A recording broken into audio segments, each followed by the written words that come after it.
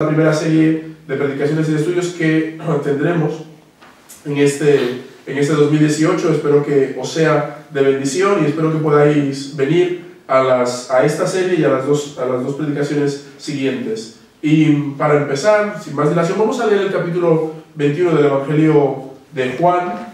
Si tenéis Biblia, por favor, abridlo ahí. Vamos a leer la primera parte, los primeros versículos del 1 al 14. Para mí es una escena fantástica del Evangelio. Siempre que leo este capítulo y esta escena, y lo que dice aquí, me maravilla. Siempre hay cosas interesantes que encontramos allí. Vamos a leerlo con atención. De verdad que es una escena que nos dice mucho, nos reta mucho, y espero que para vosotros, al igual que para mí, también sea una lectura de mucha bendición. Dice así, Juan capítulo 21, del versículo 1 al versículo 14, dice que después de esto, Jesús se manifestó otra vez a sus discípulos en el mar de Tiberias y se manifestó de esta manera. Versículo 2, estaban juntos Simón Pedro, Tomás llamado Dídimo, que quiere decir gemelo, Natanael de Caná de Galilea, los hijos de Zebedeo, Juan y Jacobo, y otros dos de sus discípulos, los discípulos de Jesús. Simón Pedro les dijo, me voy a pescar, y ellos dijeron, nosotros también vamos contigo. Fueron y entraron en la barca y aquella noche no pescaron nada. Atención a este dato. Aquella noche no pescaron nada. Estamos hablando de pescadores expertos, toda la vida en el mar, conocían el mar de Tiberias donde estaban, pero durante toda la noche no pescaron absolutamente nada. Versículo 4. Cuando ya amanecía, Jesús estaba en la playa, pero los discípulos no sabían que era Jesús. Qué interesante. Jesús está ahí en la playa, Jesús ha muerto. Ellos están tristes, están pescando, no pescan nada, y cuando amanece, Jesús se aparece en la playa, pero ellos no saben que era Jesús. Entonces Jesús les dijo, hijos, ¿acaso tenéis algún pescado? La respuesta fue, evidentemente, no. Y él les dijo, echad la red al lado derecho de la barca y hallaréis pesca. Entonces la echaron y no podían sacarla por la gran cantidad de peces. Entonces aquel discípulo a quien Jesús amaba dijo a Pedro, Pedro, es el Señor. Oyendo pues Simón Pedro que era el Señor, se ciñó la ropa, pues se la había quitado para poder trabajar, y se echó al mar. Sabéis que en aquella época los pescadores pescaban desnudos, en pelota picada, desnudos completamente, en el traje de nacimiento. Así que Pedro, cuando va a acercarse al Señor, dice, oye, no voy a acercarme al Señor desnudo, me voy a poner la ropa. Pedro se pone la ropa, se echa al mar y se dirige hacia la playa. Pero los otros discípulos vinieron en la barca, porque no estaban lejos de tierra, sino a unos 100 metros más o menos, arrastrando la red llena de peces. Entonces cuando bajaron a tierra, vieron brasas ya puestas y un pescado colocado sobre ellas y pan. Un pescado allí y pan y pescado. Muy bien. Jesús les dijo, traed algunos de los peces que habéis pescado ahora. Simón Pedro subió a la barca y sacó la red a tierra llena de peces grandes, 153, y aunque había tantos, la red no se rompió. Y Jesús les dijo, venid y desayunad. Ninguno de los discípulos se atrevió a preguntarle, ¿quién eres tú?, sabiendo que era el Señor. Jesús vino, tomó el pan y se los dio, y lo mismo hizo con el pescado. Esta fue la tercera vez que Jesús se manifestó a los discípulos después de haber resucitado de los muertos. Qué fascinante lectura, ¿verdad? Pues me gustaría hablar de renovar nuestro compromiso con Jesús en esta mañana. En este caso concreto, en este capítulo, en esta escena que acabamos de leer, que nos evoca muchísimas cosas, al menos a mí me evoca muchísimas cosas, vemos que en la escena empieza con la muerte de Jesús. Jesús ha muerto. Y con la muerte de Jesús, según la experiencia de los discípulos, parece que se frustre, que se trunque todo el proyecto salvífico que Jesús estaba anunciando. Jesús muere, y parece que al morir Jesús, ya su anuncio de un reino inminente, ya su anuncio de salvación a toda la humanidad, parece que ya no funciona. Así que, ¿qué ocurre con los discípulos? Que experimentan una sensación de profunda frustración. Para ellos, desde la perspectiva de los discípulos, la muerte de Jesús es un completo y absoluto fracaso. Si leemos en los evangelios nos damos cuenta de que en muchas ocasiones, mientras Jesús explicaba que era necesario que Él muriera, los discípulos le decían, no, pero ¿cómo es posible? ¿Cómo vas a morir, Señor? No puede ser que mueras. Pedro en una ocasión le dijo, que no te acontezca esto. Y Jesús se miró y le dijo, Pedro, no estás hablando, tú estás hablando, Satanás, eso es imposible. Escúchate, Pedro, lo que estás diciendo. La perspectiva de los discípulos era que si Jesús moría, su proyecto moría con Él. Así que en Juan capítulo 21 vemos que los discípulos están experimentando la profunda frustración de la muerte de Jesús. ¿Y qué ocurre? Que bajo esa frustración, bajo esa decepción, bajo esa pérdida de la ilusión por el proyecto que ha estado acompañándoles, en el que han estado comprometidos durante 3 años, ¿qué ocurre? Hacen algo que es humanamente natural, y es que vuelven otra vez a su ocupación habitual de pescadores. Ellos eran pescadores. Cuando Jesús les llamó, les sacó de su contexto de ser pescadores, estuvieron con Jesús 3 años y medio, viendo las maravillas de Jesús, escuchando lo que Jesús hacía, expulsando demonios igual que Jesús, viendo los milagros que Jesús hacía, multiplicando los panes y los peces, resucitando personas, sanando enfermos, expulsando demonios. Pero cuando Jesús muere, ellos vuelven otra vez a su zona de confort, lo cual es natural, es normal. Muchas veces cuando estamos experimentando que algo no funciona, cuando experimentamos que el proyecto en el que estamos comprometidos no avanza, cuando vemos que se trunca la esperanza que teníamos de seguir avanzando en algún proyecto, lo normal es que volvamos otra vez a nuestra zona de confort. Y los discípulos hacen eso mismo. Los discípulos vuelven otra vez a su zona de confort, que es pescar.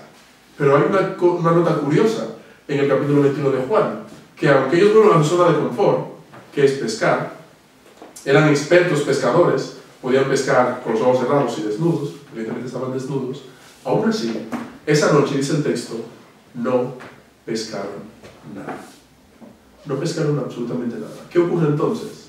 Que van de frustración en frustración. El proyecto al que le habían dedicado 3 años y medio se ha frustrado, ya no sigue. Jesús ha muerto. Ok, vuelvo a la pesca, ¿no? Soy pescador, ¿qué hago? Volver a la pesca. Y esa noche no pescan absolutamente nada. Entonces, ¿qué ocurre? Que allí, en medio de la frustración de su proyecto vital, en medio de la frustración de volver otra vez a su zona de confort, en medio de una espiral de frustración continua, allí se aparece Jesús. Se le aparece Jesús. ¿Y qué les dice? Lo primero que les dice Jesús, les hace una pregunta muy sencilla. Le dice, hijitos, ¿tenéis algún pescado? Jesús sabía que no tenían pescado. Y ellos tenían que contestarle que no.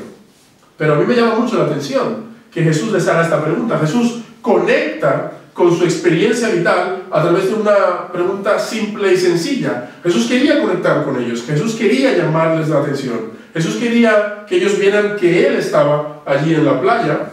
Pero Jesús no se manifiesta a los discípulos a través de un gran despliegue de luces, truenos, sonido, miles de peces, no. Sino que se aparece allí con una figura que ellos mismos no le reconocen y les hace una pregunta simple y sencilla que conecta con su situación de frustración. ¿Tenéis un pescado? Y ellos le dicen, ni siquiera uno tenemos, Señor.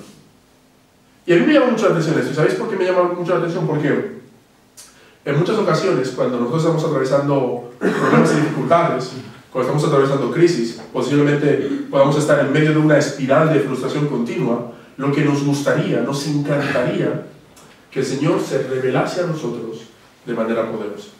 Que nos cogiese de la mano y nos cambiase de la situación donde estamos a otra situación mucho mejor, ¿no?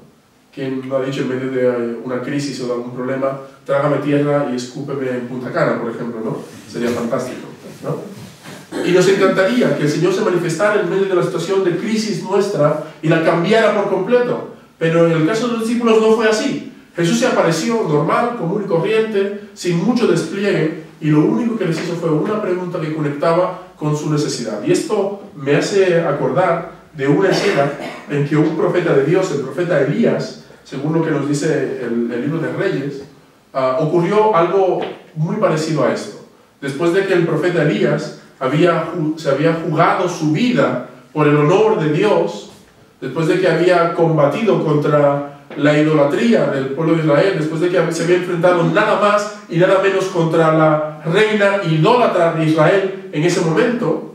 La reina lo manda a matar y él tiene que huir por patas, y tiene que caminar durante mucho tiempo, y al final se encuentra solo en un bosque, y allí solo, hambriento y cansado, experimenta la frustración. ¿Y sabéis cómo el Señor le consoló en medio de esa frustración? Le envió un ángel, pero le envió un ángel con comida. Y el ángel le dijo: Elías, come, bebe y descansa. Y ya está, no hay un gran despliegue. No, Dios conecta directamente con la necesidad que Elías tiene, le hace descansar, y cuando Elías descansa, está otra vez animado para seguir el proyecto. Y Jesús hace lo mismo con los discípulos. Jesús sabe que los discípulos están desanimados. Jesús sabe que han perdido el norte. Jesús sabe que han experimentado la frustración de que su maestro ya no está con ellos, que han vuelto otra vez a su zona de confort, pero aún en su zona de confort no se salen porque no pescan nada. Así que Jesús aparece de manera natural, normal, les hace una pregunta que conecta con su necesidad: ¿tenéis pescado? Y entonces, cuando ellos le contestan: no hemos pescado nada, entonces Jesús, ¿qué les dice? Tirad la red al otro lado. Tirad la red al otro lado. ¿Por qué Jesús les dice tirad la red al otro lado? Yo creo que Jesús dice tirad la red al otro lado porque Jesús quería que ellos recordasen el primer encuentro que tuvieron con Jesús. Jesús reconecta con los discípulos a través del primer encuentro. El primer encuentro que tuvieron los discípulos con Jesús, según nos cuenta Lucas en su capítulo 5, fue exactamente igual que este. Vamos a leerlo porque me parece maravilloso lo que hace Jesús aquí. Lucas 5, del 1 al 11, es una lectura muy rápida, pero me encanta. Dice: aconteció que mientras la multitud se agolpaba sobre él para oír la palabra de Dios, estando Jesús junto al lago de Genesaret, vio dos barcas que estaban a la orilla del lago, pero los pescadores habían bajado de ellas y lavaban las redes. Subiendo a una de las barcas, que era de Simón, pidió que se separara de tierra un poco, y sentándose enseñaba a la multitud desde la barca. Y cuando terminó de hablar, dijo a Simón: sal a la parte más profunda y echa tu red para pescar. Y respondiendo Simón le dijo: Maestro, hemos estado trabajando toda la noche y no hemos pescado nada. Exactamente como en Juan 21. Pero Pedro le dice: pero porque tú lo pides, échale las redes. Porque tú lo pides, échale las redes. Y cuando lo hicieron, encerraron una gran cantidad de peces, de modo que las redes se rompían, igual que en Juan 21. Entonces hicieron señas a sus compañeros que estaban en la otra barca para que vinieran a ayudarles, y vinieron y llenaron ambas barcas de tal manera que se hundían. Y al ver esto, Simón Pedro cayó a los pies de Jesús diciendo: apártate de mí, Señor, pues soy hombre pecador. Porque el asombro se había apoderado de él y de todos sus compañeros por la redada de peces que habían hecho. Y lo mismo le sucedió también a Jacobo y a Juan, hijos de Zebedeo, que eran socios de Simón. Y Jesús dijo a Simón: no temas, desde ahora serás pescador de hombres. Y después de traer las barcas a tierra, dejándolo todo, le siguieron. ¿Veis? Este reencuentro de Jesús con los mismos discípulos ocurrió lo mismo que en Lucas capítulo 5. En Lucas capítulo 5 Jesús les dice: echad la red otra vez. Ellos echaron la red después de estar pescando toda la noche y no haber pescado nada. Pescaron una gran cantidad de peces, de manera que ni siquiera una sola barca podía sacar aquella red. Y ante ese maravilloso milagro, ellos reconocieron la singularidad de Jesús y le siguieron. Estuvieron 3 años y medio con Jesús. Jesús muere, o lo matan, no muere, lo matan.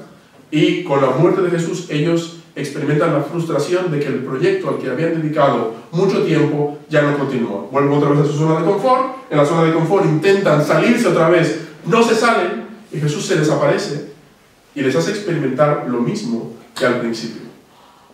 Yo pienso, estoy completamente convencido, que esta escena de Juan capítulo 21 lo que intenta es que ellos recuerden esa primera escena, ese primer contacto que tuvieron con Jesús, ese contacto en el que ellos dijeron: Señor, hemos estado toda la noche pescando, no hemos pescado nada, pero porque tú lo dices, lo vamos a hacer.